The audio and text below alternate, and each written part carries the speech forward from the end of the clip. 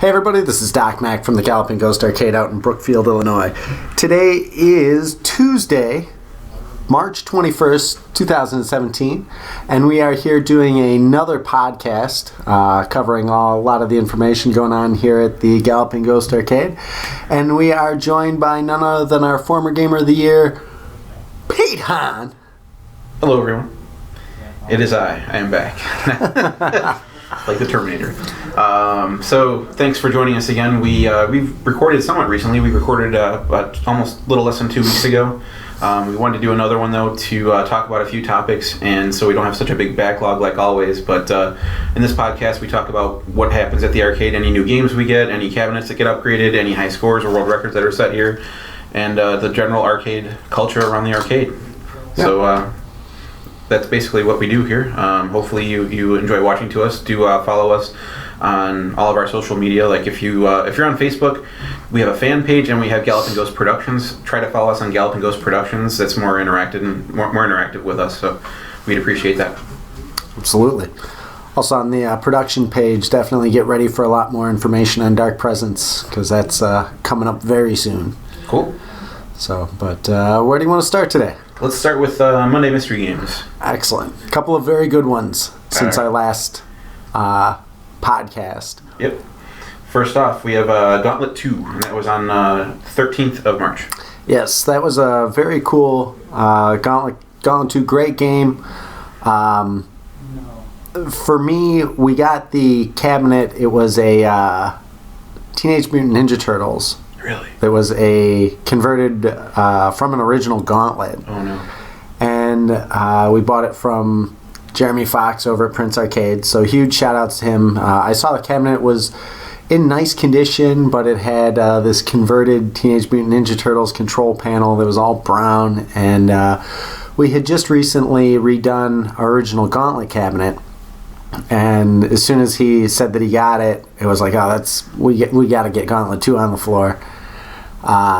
So the side art is slightly different. On Gauntlet 1, we used they call it the 5 skull version, and then the other one, the short skull version.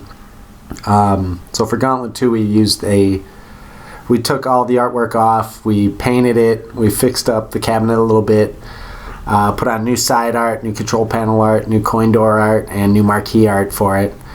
And Seth had to buy a special audio amp to get the sound working properly, and sounds great. Yeah, is it bad that I want to reset the game to hear the intro a lot? It's I haven't done that, but I want to. It's all right. Yeah, it's all right. Definitely a great game. Yeah, a lot of people have mentioned that the music to it. It is. It's definitely really good. I haven't put time into the game. Never really got into any gauntlets, but I see the appeal. Like, they're a lot of fun when you get a couple people going. Yeah. And Jeremiah, first time he's jumped out for Monday Mystery Game and taken the top score. He put up 32,000. That's surprising. Like, I would think that James White would be all over it, but James, I think, even said he played it before. Yeah. So I was surprised that Jeremiah won as well. Yeah. Like, no one else really got into it. But I also noticed there was a really low world record. When I looked on TG, it was only like 100,000 points. Yeah. So I'm sure someone's going to come and claim that world record pretty soon. I don't. It's for the picking. Yeah, I don't think it'll take too long. Yep. So. Definitely. This week we had Battle Shark released. Battle Shark released from Taito. Great cabinet. Ours is also an original dedicated. It's got a really cool setup where the monitor is in the bottom of the cabinet and you're looking through this giant metal periscope which is reflecting the screen, and just really cool. I've always really liked the lights on top. They have like these red lights that are in kind of like this submarine style. They're like caged lights. Yeah. They look pretty industrial, like they belong on the ship. Yeah. Very cool game. And we picked that up recently in a warehouse raid. Undisclosed location. Undisclosed location again. Mm-hmm. The same location, the same place we've gotten so many of our newer games. Again, the the seller very generous with us, and he's very happy that machines are getting played and out to where people can travel in and enjoy them and stuff. And it's so cool that he's been like that with us, just because it is so cool. I'd seen a lot of Battle Shark. I don't think I'd ever played it before. Was it ever on any console? I'm not even sure. No, it doesn't seem like it would translate to a console. Well, I guess it could. Like Operation Wolf did. Sure. Like that type of reticle movement.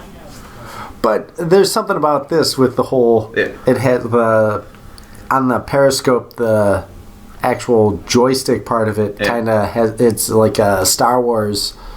Like... dual handle. Dual handle, yeah. So definitely a cool game. Yep. So I know that you've already put a decent score up, but Jamie Tibbetts walked away with that one yesterday with a little over 1.6 million. Didn't you crush his score, though? Yeah. I was getting a level 5 last night. It was very interesting. There was so many of the regulars there, but just... And it's no one was getting into it at that time. Like, everyone was either on Boda games or other stuff, it seemed. Yeah. And it's definitely unfortunate. Like, we really want to... I know people come in and so often at the front counter when people are coming in, they'll say what's new, and that it's nice that there's always the Monday miss. Oh, that's our newest game. Mm-hmm. But I really hope that like the regulars and the people that are coming out on Mondays are getting into this. Like, we've got the 10X Championship belt and everything, and that's still running. Mossy's hasn't been around. Mm-hmm. Pete Gores has missed several Mondays, so it's like this could be anybody's. It's up for grabs, basically. Yeah. It really is. It really is. So hopefully the stream has been doing well, though. Yes, we got a lot more people tuning into the stream. Yeah, people like to see the unveil. Yeah. Mm-hmm. Try to guess what's under that tarp. Well, we've actually built up a little bit of a back stack of games, so we're got some really, really cool stuff coming up, some really rare stuff, and we're very anxious. Once we get the expansion rolling, oh man, the new games are just going to be pouring out all over the place. So. They have been. I mean, ever since the expansion in December happened, the new games have been pouring out still. It's been difficult. There's so many things that I want to play and just put out and see what people think of them. And Battle Shark, again, that was one that I was anxious to see how people were going to react to. Mm-hmm. And a lot of people did just seem distracted by it yesterday. Yeah. Just with other stuff that they're in the middle of, and so hopefully people will go back to give it a shot. Yeah. There's been a lot of stuff that, like, Chimera Beast is still. It's seen less action than I thought it would. Yeah. I mean, by myself too. Like, I definitely want to get into it. I just haven't really focused on anything lately. And you're busy playing Bad Dudes and so many other games. Yeah. But I hope people really kind of get to all these games.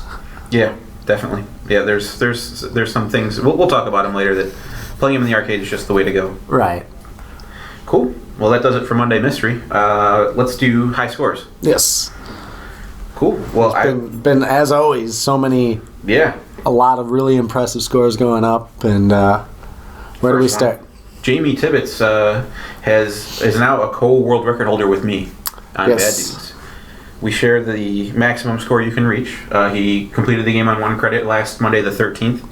So congrats to Jamie for the maximum score, 1 credit clear. That is awesome. There's a video we posted. I'll link it in the links to this podcast. But check out Jamie's playthrough. Very cool. Yep. Next up. Yes, the Danielle Robbins put up a new official world record on Flicky with 8,148,870, which awesome. Very proud of her for doing that. It didn't take her very long. She literally jumped up close to 1 million points. Yeah, I was gonna say, like, didn't she just get back into it?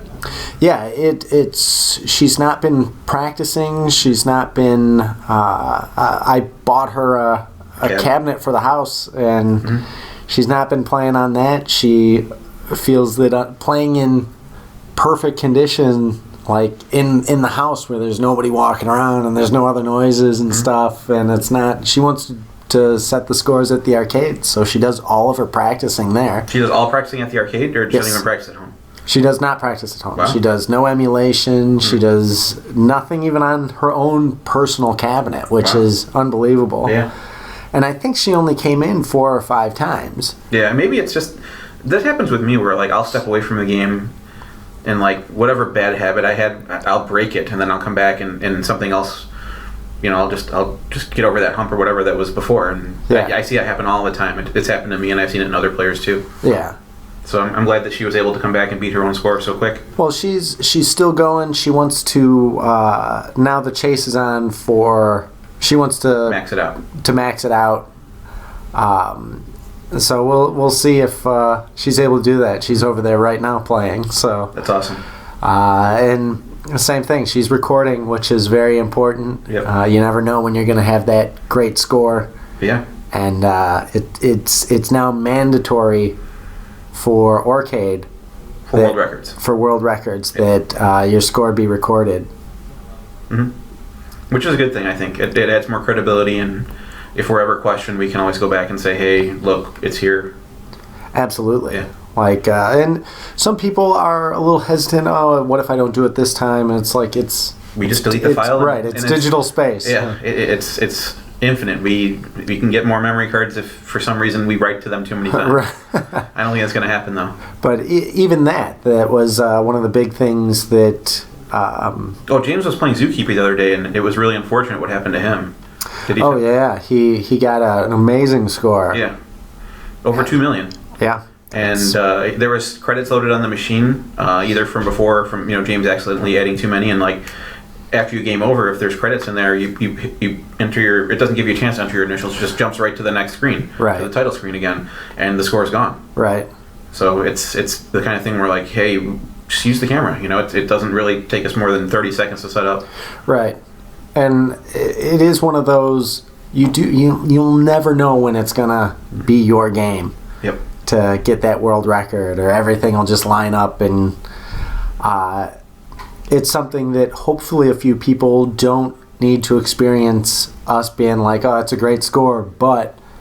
Do it again on camera. Do it again on camera. Yeah. Like, hopefully everybody will start to recognize that is the new standard, and they have to abide by it. And it's part of what is going to grow the credibility to it all, and very important. Yeah, I think that us being, who we're, us being part of Arcade now, like, I think we're going to need to be more strict with our players. Absolutely. So, like, if you're not even sure if you should record, just err on the side of yes. Yeah, that was one I was not looking forward to with Danielle. She's like, at first was like, I'm not recording. I don't want to record. I don't know if I'm going to get it. And it's like, you have to. It's just mandatory. It's not. It would be awkward. Mm-hmm. And something for her to be like, well, yeah, I just can't accept that score. Yeah, how could you say that? Well, you'd have to turn that over to me. But that's even how it is, though. That's the rules. I know. It doesn't matter if it's... Doesn't matter if it's a regular. Doesn't matter if it's your family member. Right. Yeah. The rules are if there's no video... Then that's not a world record. Right. Yep. So them's the rules. We got to stick to them. But congrats to Danielle. Yes. We look forward to the max out happening soon. Yes. Next up, we have a new house high in the original Mario Brothers by Michael Seidelman, 237,300. He got that on the 18th, Congrats which I believe is Saturday. Yeah. Yep. And also on Saturday was a new Clack score. Yep. And this was interesting. The person that beat his score, his name is John Aaron. He beat Jamie's score, and he actually saw Jamie's player interview or gamer profile interview on YouTube, and was like, "I took your advice. Jamie's basically like, play the games I'm playing. Try to beat my scores. Give me a reason to go back to him." And the guy responded on Jamie's video saying, "Hey, I got your Clack score. If you want to go back to it, let's go back and forth." So it's kind of cool to see that. Yeah, that is really awesome. Mm-hmm. That it's exactly what we want the player profiles to be doing. Yeah. And how great is it that something that one of our regulars has said has inspired another player to come in and go after a score and get into the scoring community. Yeah, that might be John's first score with us, but it was a good one. Oh, absolutely. Over 1.4 million on Clax. That's really good. That is. Yeah. Congrats to him. Yep. So this wasn't technically a house high, but I wanted to give a shout out to Jason Latko for his first 1,000,000-point joust game. Yes. Last Monday he was here practicing for Battle of the Arcades, and it so happened that we recorded it, so the players are learning from it. But Lonnie McDonald has a house high, of course. He did 10 million here when he was doing his tour. Right. But very, very special to get your first million. Absolutely. Yeah. And I know he's been back since then and had already... he did his first... Yeah, he's done it twice now. Yep. So, excellent. Just such a great improvement of skill, and congrats to him. Yep. Cool. And not last up, we had a new Zaxxon house high. This house high is really impressive. 687,150 on Zaxxon by Joe Durnovich. That was set Sunday, the 19th, so just recently. That's a really nice score for Zaxxon. Yeah, that is excellent. Tough game. Zaxxon, just brutal. Yeah, it came up on a hardcore belt challenge, and a guy literally lasted about 10 seconds on it. Oh yeah. Like he got 200, 300 points. Yeah. And it's like, if you don't know what you're doing, you're not going to last. No. Unforgiving, to say the least. Yep. And definitely, even if you've played it a lot, like it's a challenging game. Like even if you understand the mechanics of the way it moves and everything, it's just tough. Yep. Yeah, it's hard. Like I don't have that depth perception to see where I am. So for me, it would be very tough. Yeah. Well, congrats to him for doing that. Hopefully, he'll be back and. Be great to watch him play some more. Yeah.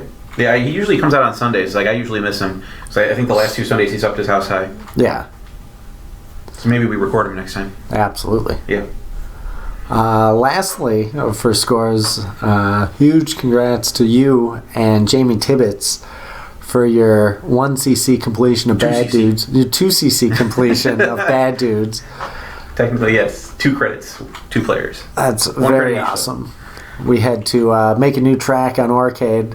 Yeah. And congratulations on that. And that's I know you guys had gotten close several times. Yeah, we've been the last few Mondays we've been playing most of the time, getting to the last level, a couple times to the last boss, and finally it just all came together. We both had nunchucks on the last boss and started pounding on him, and he couldn't get out of it. So yeah, it all worked. We both had an extra guy left too, just in case. But the video's on our YouTube for Galloping Ghost, so we'll link that in the show notes too. Excellent. Congratulations. Yeah, definitely. Me and Jamie are bad. Bad dudes. Yep. Cool. That's all for high scores. Cool. All right. So next up, we've got events and announcements coming up. So let's start off with the one new game added to the floor since last podcast that was not a Monday Mystery game. That was our Sinistar Upright. Yes. Which that was actually our Master Tech Seth Young. Huge shout outs to him. And Doug Fox had found this one. They found it? And they were like, this person selling one, do you want it? I was like, yeah, absolutely.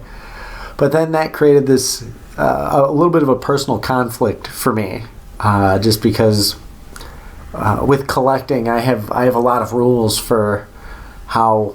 Like I collect this and not this mm-hmm. And we have a super rare Sinistar sit down already on the floor, and with the exception of the grid, we don't have anything, and that was a very obvious exception because that's so heavily focused on multiplayer. Right. You need to have the multiples, yeah. And I don't even know why we have so many racing games and we only have one, but just the grid is different because that was always, and it is with the racing games too, but I'm alright only having one racing game, but the grid, I definitely wanted 6 of them. But Sinistar was one of those where I didn't know if we were going to get rid of the sit-down one or... Ooh, I can't see you getting rid of that, though. Well, it's rare. It's super rare, but it's... I've had so many people be like, oh, you should get Sinistar. And because they don't even know to look for it. Right. Yeah, they walked right past it and not know it. Right. And I wanted it in that Williams row so bad. Like, there's so many great games that Williams put out with all the similar cabinet styles. So And they do look amazing all next to each other. they really do. Yeah. They really do. But that was as far as the collection and the collector side of me, it was a little bit of a, well, I have to make this exception. Yeah, it was an internal dilemma. It sounds Right. But no, I'm kind of glad you did. Like, I'll probably play it more now that it's in an upright position. Yeah. I have fun with it. I'm not that great at it, but I still like it. Yeah. Definitely a great game. It's so, when people see it or even hear about it, like, there's all the quotes that people start throwing out, and just such a cool, iconic game. Yep. Excellent. All right, let's go on to cabinet upgrades. First up, we had our Super Street Fighter 4 upgraded to Ultra Street Fighter 4. Yes, that one was A much needed upgrade. I think. much needed. It was one that had kind of bothered me for a long time, because it's Street Fighter. You have to have it 2-player, and our Super Street Fighter was not. Right. We had purchased 2 Taito Type X2 systems. We had 2 full setups. I didn't really want to dedicate space to 2 cabinets. You couldn't get them to talk to each other? Is that the problem? Not properly. Okay. It would not show both machines on one screen. It was, you could only see the player you were picking, and you could not, the other side was masked, which was like very bizarre. Yeah. And we had tried so many different things, and we were talking about putting a small screen so that the player 2 could see who they were selecting, but just have that be as like a... Just for that. Yeah, like a little 6-inch monitor that you could just make your player 2 selection and then play. And that never came about, and it was one we never got back to. Then I had purchased a Taito Type X3 Ultra Street Fighter 4 setup from Japan, and got it here, and we had it all set up. I had the marquee ready, the cabinet was ready to go, and it would try to connect to the Nessica system. Right. And it would not load past that.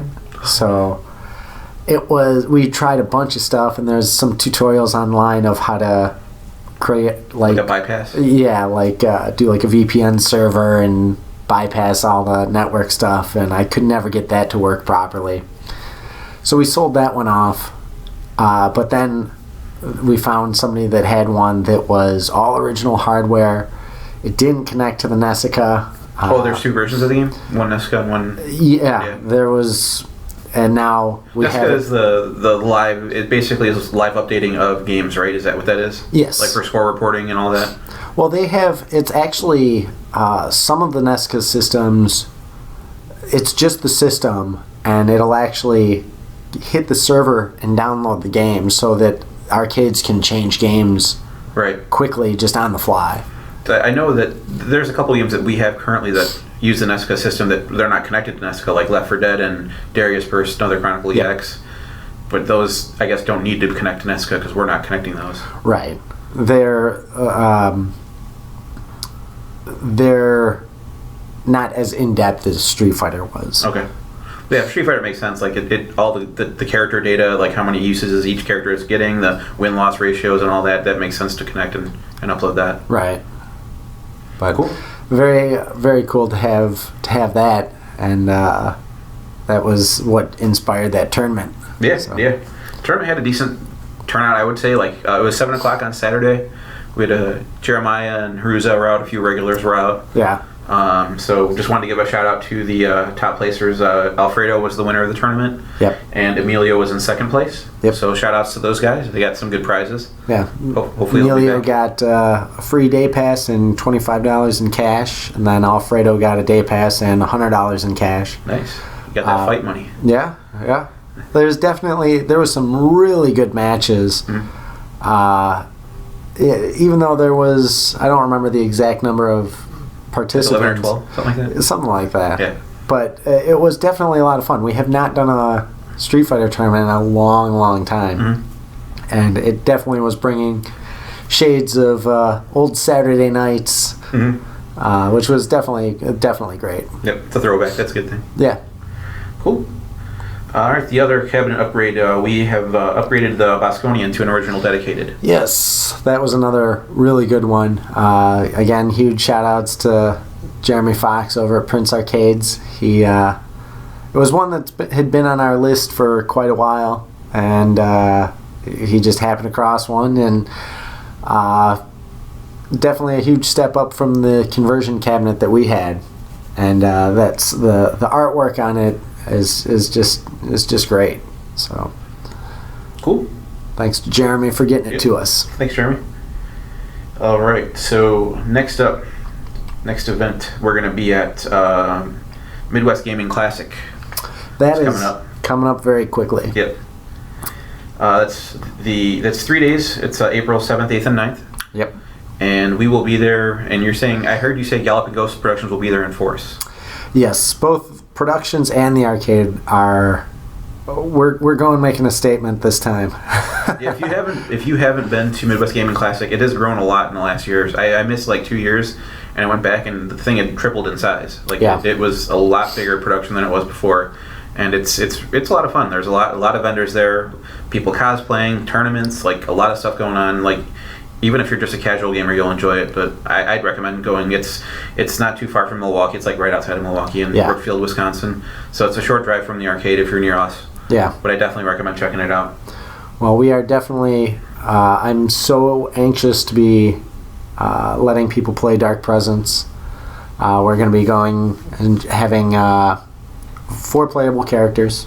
Trenton, Wilson, Ravana, and Vale will be playable on 2 different backgrounds.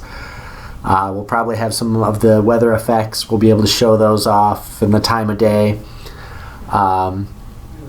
It's our first showing since we've switched engines, and huge thanks to all my guys on the production side, especially Will, who's really spearheaded the programming side of it, and Jeremiah, and Nick, and Milo, our 3D artist, and Eddie, who's been doing sound, and Phil, and just everybody. And Brandon's been working super hard on new cabinet designs, and we're going to be showing off the Spook cabinet that he's pretty much spearheaded up. Yep. Huge shout outs to Sam as well, who's been working so hard, and Nick, if I haven't said him, and Phil. But I don't want to miss anybody. But yeah, the guys have been working really hard since everybody's just been focused with Dark Presence, which has been so cool. And the game is really fun to play now. It's definitely different than your typical fighting games, just because there's a lot of move sets to learn. The combo system is pretty unique. We've tried to make it where people can get into it easily, but there's it's definitely not really comparable to too many other fighting games. There's no projectiles. There's different left and right sides to the characters, so it's hard to, like, every time we talk about it, people, is it like Street Fighter? It's like, not really, no. Is it like Mortal Kombat? No, not really. We didn't want to just remake those great games. Like, we wanted to innovate and kind of explore new territory and try to take the things that we like. There's obviously things that we love about fighting games, but there's so much more depth, and that's what really arcades used to do. It was not play it safe and just rehash the same game. It was like, I don't want to do the same game that we just released or that we know does well. We want to explore and innovate and work on something that will do something different for the industry. And I think that's one of the big things that I wish the gaming industry would kind of change a little bit, because everything's a sequel. Oh yeah, definitely. It's so safe and not geared towards the people that really love, like, the established IPs. That's always just kind of just safe. Yeah. So hopefully people really enjoy it. We've been working on it for a long time. and we just can't wait to show that. Excellent. Do you know yet how many arcade machines we'll be bringing, and can you speak about anything? I don't know how many we're going to bring yet. We're still trying to decide if we're bringing 1 or 2 trucks. Usually we bring like 30 to 40 machines. We're going to be bringing a lot of prototype stuff. Primal Rage 2 will be there. Argus, Arena, Beavis and Butthead, that'll be there. So we're going to be taking some really great rare stuff. We'll probably unveil some stuff that isn't on the floor yet. Okay. To show out there, just give somebody just something that they want as much as they get at the arcade. This is going to be a big show. Cool. We're bringing some industry celebrities. We're going to have from Mortal Kombat, Master Daniel Pesina, who played Johnny Cage, Scorpion, Sub-Zero, and Reptile. He'll be there signing autographs, and just always an awesome show when he's around. And same with Dr. Philip Ahn, who played Shang Tsung in MK2. He'll be there. We will have at least 2 new Mortal Kombat statues unveiled. Cool. Are they going to be available for sale at the show, or are they just for show? We might have a few. We'll definitely be taking pre-orders on them. I literally moments ago just got one of them, the first paint prototype of it, which it looks so good. Can you say who it is, or not yet? You can decide. I say yes. All right. We will be. I'll tell one of at least the 2 will be Rich DeVizio as Kano from MK1. Nice. And really cool. The sculptor did an excellent job, and it's pretty spot on. So anxious to unveil that. If people are interested in it, get in touch with me. Just email or Facebook? Yep. Okay, cool. Also, we're going to be Brian Cullen will be coming with us. Of Game Refuge, creator of Rampage and Pigskin and Xenophobe, and we will be showing off Spectre Files, and it's very close to being complete. So nice. It might be finalized by the show, might not, but it'll be very playable. And it was an unreleased Laserdisc game that was started back in 1984 that we've are finishing up. But it's definitely not Laserdisc anymore, right? We've kind of currently no, but we'll see if we press some discs or something. Oh, cool. Maybe we will. Probably won't, but if anyone else has a Laserdisc player, they might be able to play. We'll have it on Dexter. Yeah, there you go. Jeff Lee will also be with us, creator of Qbert. He also did Argus and Arena. We have a really cool side project that we've been working on with him. So we're anxious to unveil that. Unnamed so far? I shouldn't say just yet. Okay. Shouldn't say just yet. All right.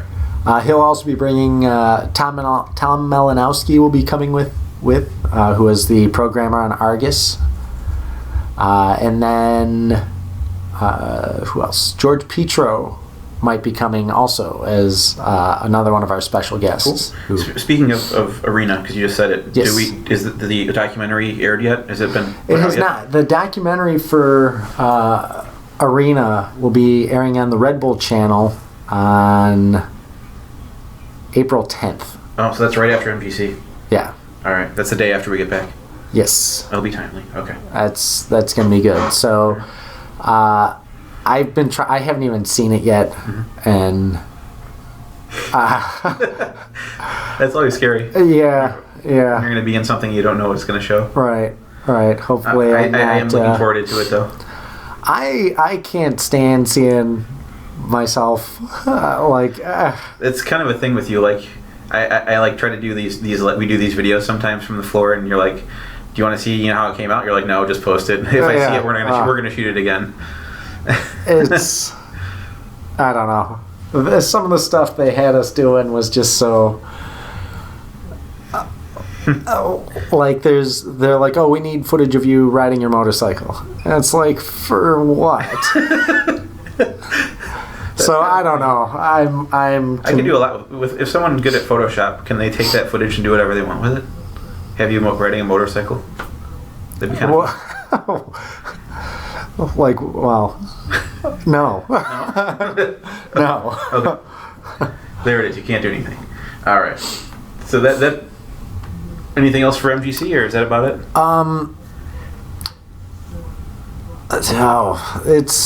We're probably going to be doing a lot of panels.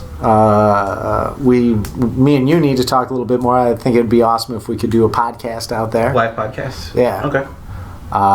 We're going to be bringing the hardcore belt.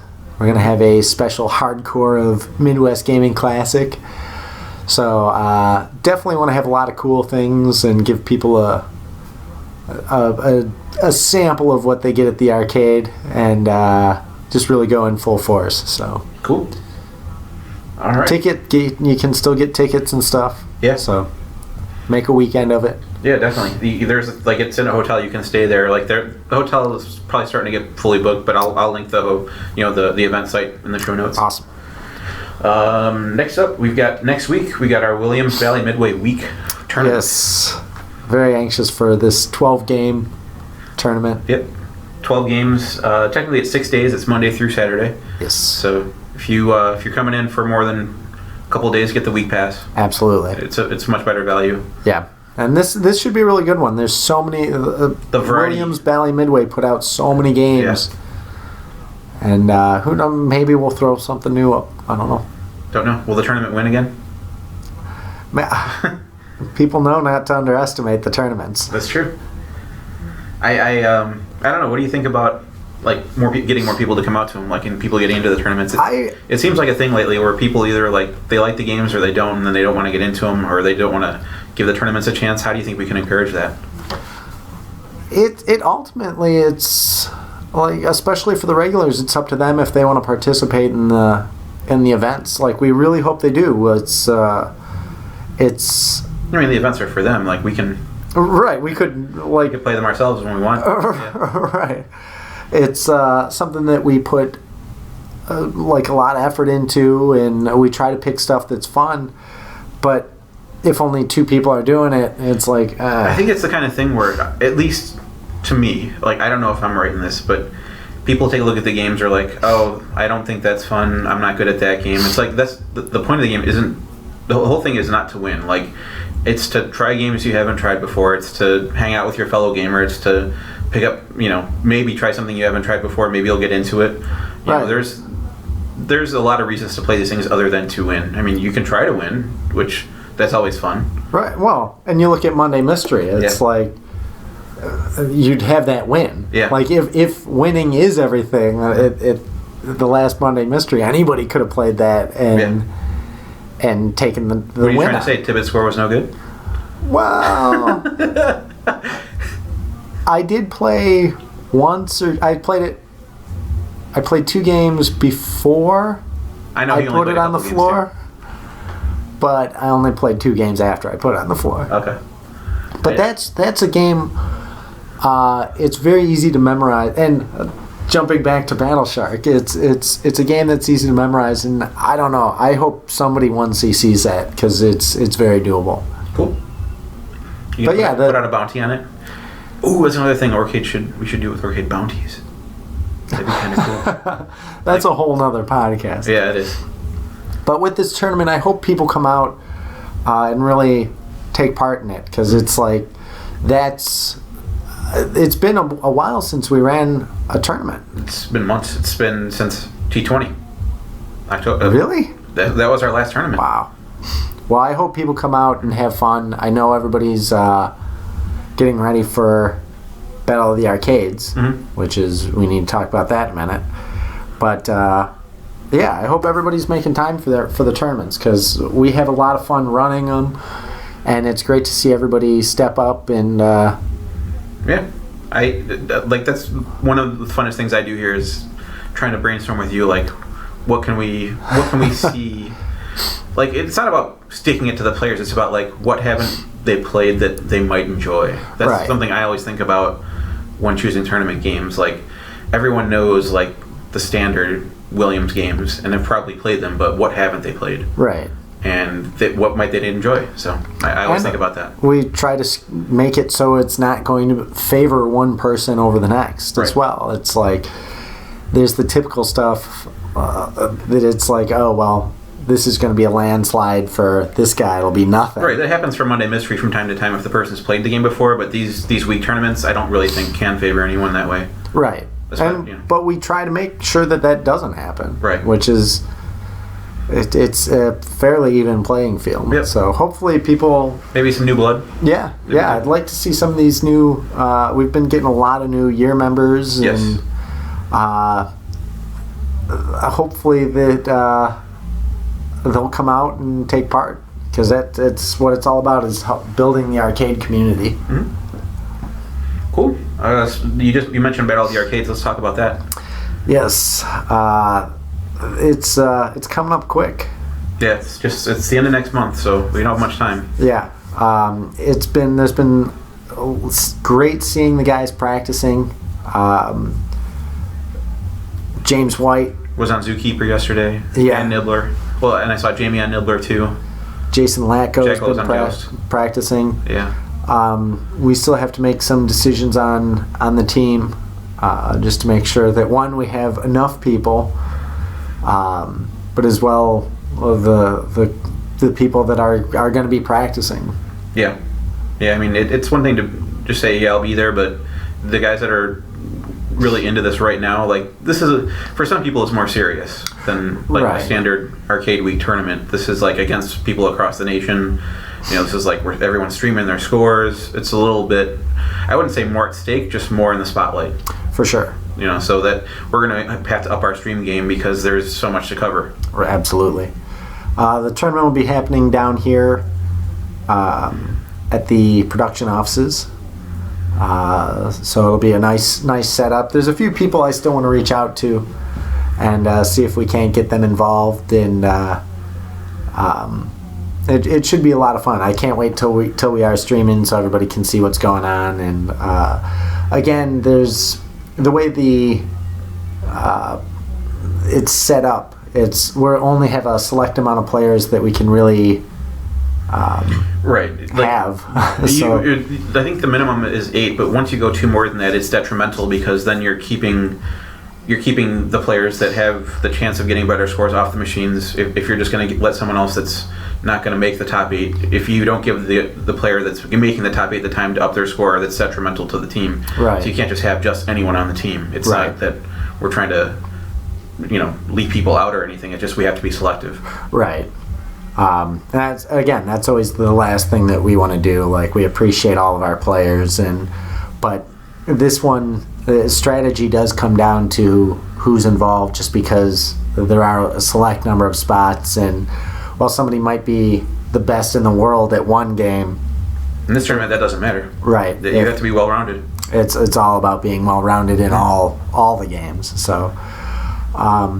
But yeah, we're gonna be posting more on that, and definitely watch for coverage of it because it's gonna be good against Ken House and Richie Knuckles and Arcade 2084. Yes, so it should be a great showing.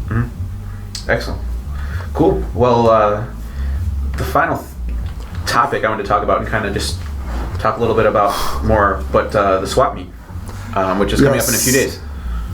Very anxious for this swap meet. Yeah, I really enjoy doing these. Like, I like seeing everyone come out and people like.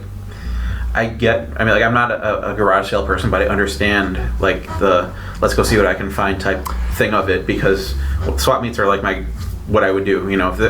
If I knew there were just gonna be video game stuff, I'd go to garage sales all the time. But yeah, the swap meets I think are one of the best things we do here. Yeah, they're definitely a lot of fun. It does bring out a good mix of like new people, like that and people that some of the regulars we don't see as much anymore. They'll definitely make it out because they don't want to miss what's going to be there. Yeah, it's hard to tell what's going to be there, but you may find something you've been looking for forever. You might be able to sell something that you want to make some money on or trade up. But it's something that I enjoy seeing people like interact with, the fellow gamers, that type of camaraderie. The one thing though that I kind of wanted to get into is the collecting of the arcade collecting hobby. Because I wouldn't say I'm a big collector, but I understand and I appreciate the value of having an original PCB. Because everyone knows that I love MAME. I'm a huge supporter of MAME. Everything it can do, but sometimes it's just better to have the original thing. So how do you? I know how you feel, but what do you have to say about being a PCB purist? And there's misconceptions about my thoughts on MAME. I've heard people I think MAME is a very good thing as far as the preservation. It's been invaluable in helping fix games and having all the ROM sets available, and it has its place. But it's absolutely right. Like from a collecting standpoint, there's nothing like finding like a rare board. And it's like, how many of these were made, like with Chimera Beast? Yeah. There's a handful of them. I mean, just anyone could just download it in MAME and play it. Right. It's not the same though. It's not. Like there was, it's still an emulator. To have it all in the arcade, and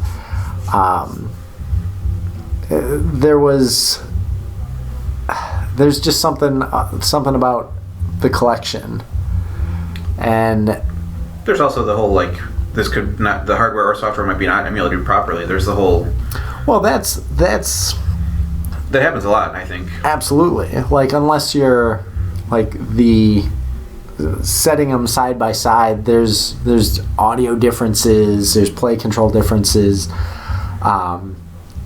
hardware that was used on any specific game, that's how the game was designed. It was made to run on this hardware, not on your PC. Right. And you can have stuff that throttle your processor speed, but you're gonna see little differences side by side. For sure, and it's totally noticeable on some games. Some games it's harder to spot, but putting them side by side, you'll see them. Yeah. My first board I bought was probably 15 years ago. It was for Primal Rage, and for that game I don't think people know that people play it at home on their Midway Arcade Classics Volume 2 and MAME or whatever. The game is totally not like that. Right. You're playing a different game is all I can tell you. If you haven't played the arcade version of the game, it feels so much better. There's choppiness when you land from getting knocked out of the air. There's hit effects. The blood comes out as gray instead of looks like censorship. It looks wrong. Moves push back too far. There's so many small gameplay differences that I've noticed just playing Primal Rage that I had to have a board for it. That's just one example. That's just one game. So there's countless ones out there where you want the original hardware even just to practice. For example, Street Fighter 2 Hyper Fighting, this emulation speed is just not correct. It's they've tried and tried and tried, but they can't get that right.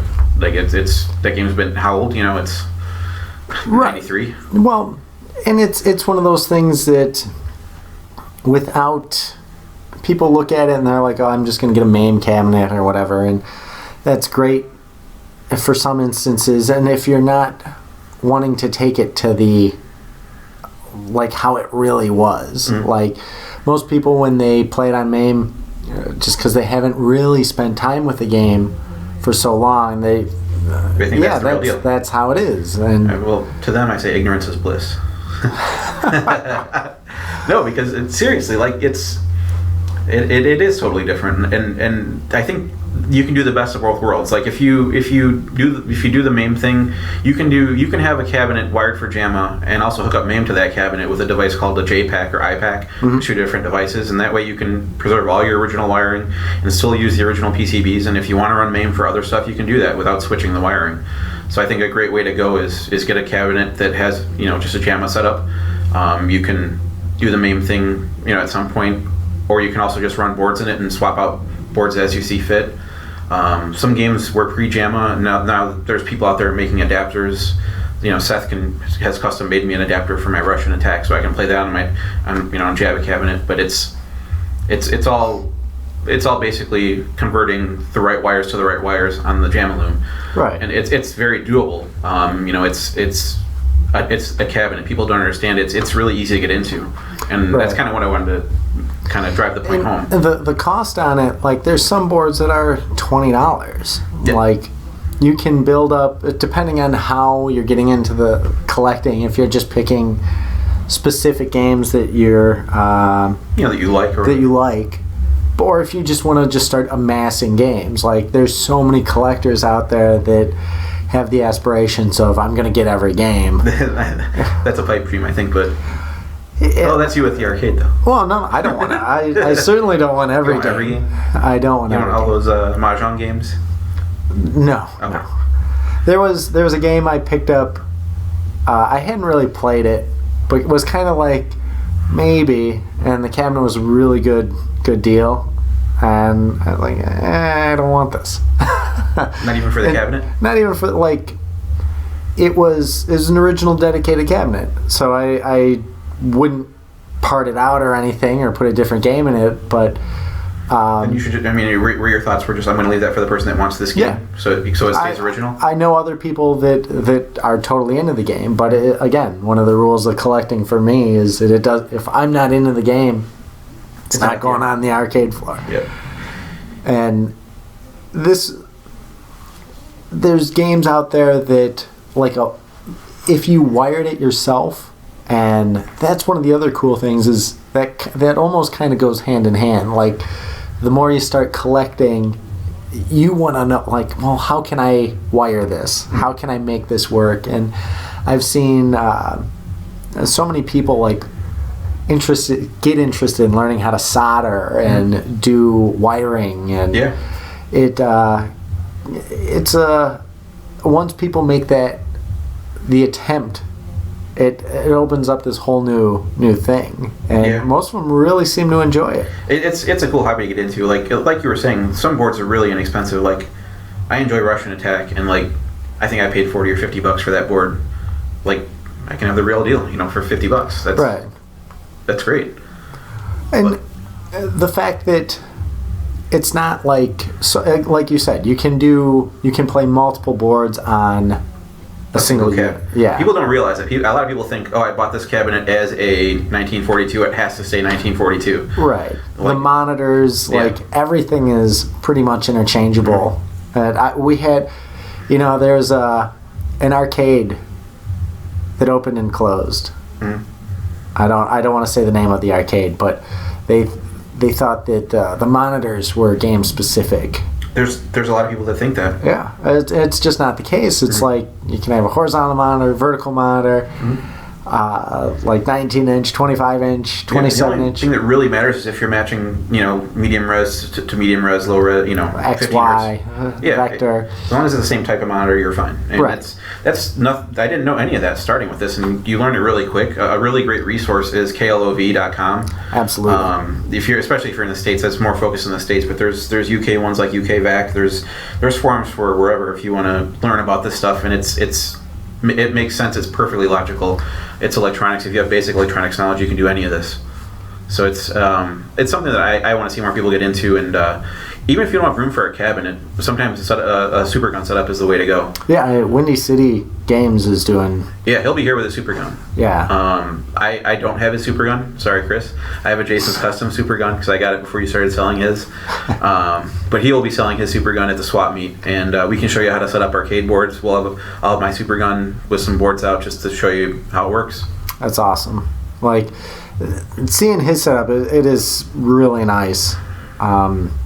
But I remember the first time I made, like, even just a test rig. Mm-hmm. It's so inexpensive. Yep. Power supply, Jamaloom, like a video, something to convert your video, all that stuff is easily less than $100. Yeah. And then again, the boards, you can find them on eBay. KLOV has the forums on KLOV are excellent for finding stuff. Yeah, don't assume because you see a price on eBay that's the actual price. Like if you go to KLOV, like you'll see what it actually is worth. Probably like eBay prices are usually inflated. Well, and when you're buying and selling, there's so many different ways to look at pricing. Mm. This is funny with the recordings I've been doing for how to help people open arcades. Buying and selling arcade cabinets is a huge thing, and you really have to, like, there's people that think their games are worth like an outrageous amount of money. Mm-hmm. There is misinformation. There's people that just hope they find somebody that doesn't know that a Donkey Kong cabinet isn't worth $4,000. And we're always happy to help with pricing information and stuff like that. And KLOV definitely is a great resource, but even there, it's like the values are kind of how many of them are there out there, how many other, like, what are other people selling them for? Right. I mean, sometimes you know how that KLOV has that rating, like it's this on the rarity scale. Like sometimes that's not, like, even though it's rare, it might not be super like in demand. Oh, for sure. There's games. There's a lot of games that very few people have, but no one wants them. Nobody wants them. Yeah, there's got to be a demand for it. Right. Like, for example, Guardian that we just picked up. There's, I believe, one on eBay for $600. There's a few people that have them on KLOV. It's definitely rare, but somebody had the cabinet and wanted $100 for it, just because they just want to get out of it. Right. The demand isn't there for it. Like, people aren't chasing this guy down because he has one. He's just kind of like, here's this game. It's rare. It's obscure. Yeah. Give me $100 so I don't have to look at it anymore. That's the thing with a lot of people. I got a really good deal on a Life Force board because the guy just didn't want the cab anymore. I'm like, well, if you part it out, sell me the board. So I'm like, and he sold me the board. Yeah. And like, I've seen broken boards go for more than what I paid for this working board. What'd you pay for it? $500. That's a great price. Yeah. Like, there are games like Nemesis. Like, there are boards that do cost an outrageous amount of money. And that's actually it's a good and bad thing. Like, if you buy one, chances are you'll sell it for what you paid for it, if not more. But most of the time, it's got to be, still in demand at that point. Right. And there's a lot of ebbs and flows of that. Like, there's always people just finding the game. It's kind of funny. Like, we've seen games that we've put out for Monday Mystery. The next day there'll be people selling that game on KLOV or on KLOV or on Facebook, just because the interest level is the spotlight just got shown on it. Right. Yep. And but how people price games, there's so many different factors that you have to take into consideration. I know I was looking at some CPS1 stuff, and that stuff has gone up because people are like, I can convert this into Ghouls and Ghosts, and everyone all of a sudden is converting all these Street Fighters to Ghouls and Ghosts, so those have been going up. Right. I'm like, maybe I'll hold off until that fad is done. Right. Because I've seen that rise. It does. It's kind of funny. Like, every summer, like, all the Mortal Kombat boards go up in price. Mm-hmm. And that's kind of the hard thing to watch for stuff like that. Like, especially if you're just getting into the industry or into the collecting scene, how do you know, like, what games were going for months and months ago? And it's a lot of it comes down to research. I know you give people any type of advice they ask for if they're ever asking too. So that's you're always a good resource. And we've got hundreds of boards on hand. They're going to sell most of them at the swap meet? A lot of them are for sale. It's like, we've got some rare stuff, and we're happy to part with the stuff to collectors or people who have arcades, and it's better that the stuff be out there getting used, and it's not. We have all the games that we want on the floor. Like, a lot of the boards that we sell are duplicates or just stuff that we're not interested in putting on the floor. So cool. Yeah, it's kind of a cool hobby. Like, I don't consider myself a super collector. I maybe have 10 boards, but I enjoy it. Like, I didn't think I would, but what games do you have now? How many games do you have? Let's see. I have Tekken 3, Tekken Tag. I have X-Men vs. Street Fighter, Marvel Superheroes vs. Street Fighter, Contra, Russian Attack, Shinobi, and maybe one or two more. Oh, I have 1942. Nice. And there's got to be one more I have. I forgot what it is. I don't remember. Oh, Primal Rage. The one I mentioned right at the beginning. Is that still your original board? That's my original one I bought all those years ago. That's awesome. Yep. As if you could get any board now, like what, are you looking for other boards? Not particularly. Like, if there's a good deal to be had, I'll keep an eye on it. Like, there was an eSWAT that popped up on KLOV, and it was a great price. So I sent the guy an off. I'm like, hey, does he still have it? He's like, oh, it just sold 2 minutes ago. I'm like, ah, damn it. I see you struggling sometimes because you're at the arcade so often. Yeah, I'm like, oh, I could play that at home, or I could play it here. It's the convenience factor. Yeah. Sometimes it's nice to have the board, and if it's a good deal, and if I get buyer's remorse a lot, and if I buy a game and I know that I can sell it for at least what I paid for it, then it lessens that remorse. Yeah. That was part of my buying Life Force. I'm like, well, if I'm getting this good of a deal on it, if I end up not using it, or if I need the money back really bad for some strange reason, I can get what I paid for it at the bare minimum. How long, when you're playing, does it take you to set up?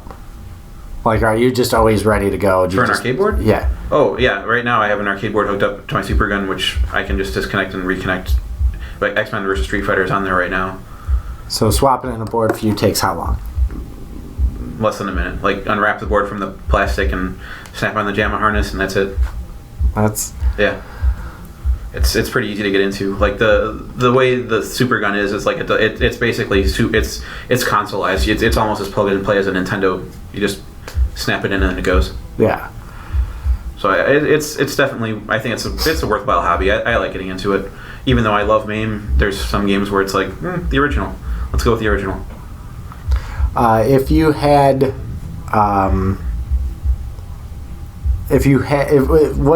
could get any two boards, ooh, what would you get? That's a tough. You know what? There's games where, like, I would say Primal Rage 2 would be one of them. There is a comment. Not an inexpensive board. No, but it's interesting. It just became emulatable. Emulatable, is that a word? It just became available in MAME. Let's go with that. There's a special version of MAME that plays Primal Rage 2, but it just plays better on the original hardware. Like, it plays fast. I think it plays slightly too fast compared to how it actually plays on the original hardware it's supposed to run on. And a lot of people are getting into it for the first time now because it's the first time they have access to it, and they assume that's how the game's supposed to run. Right. But it's not. That's not the original hardware. Right. It's in, like, you've obviously played both now. Yeah. And I mean, it feels better on a cabinet. Everything to me feels better on a cabinet. Like, I remember playing MK9 back before Team GGA, like, everyone would be in the console room and I'd be like, let's play in the cab. Yeah. I like the feel of it better. Yeah. So I would say Primal Rage 2 would be one of the two boards if I had any board. But that, for Primal Rage 2, that's more of it's technically not playing proper. Right. So, definitely, the original is the way to go.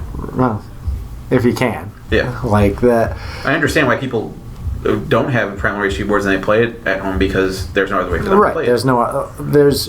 Again, that's been a game that everybody has been so excited. We had, there's the couple that hitchhiked from Oregon just to play Primal Rage 2. That's pretty awesome. The Oregon Trail of Rage. But that's one that, like, who wouldn't play it emulated? Even if it's not perfect, like, I think it's great that it is emulated. Yeah, I think it is. It's exposing the game to an audience that it didn't have before. Right. And that's awesome. Mm-hmm. That's awesome. But, yeah, again, if you can't beat the original. Yeah. Definitely. So Primal Rage 2. That's one.